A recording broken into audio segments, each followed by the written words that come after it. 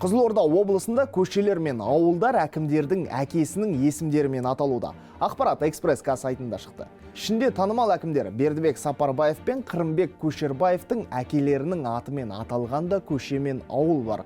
Жалпы бұл шенділердің әкелері еңбегі сіңіп таныла қоймаған.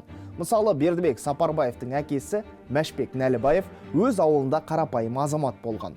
Бірақ Жаңақорған ауданында Мәшбек Нәлібаевтың атымен аталатын Дүйім ауылдық округ бар. Атауды қою туралы сұрақты халық көтерді. Облыс басшылығы қолдады, дейді Бердібек Сапарбаев.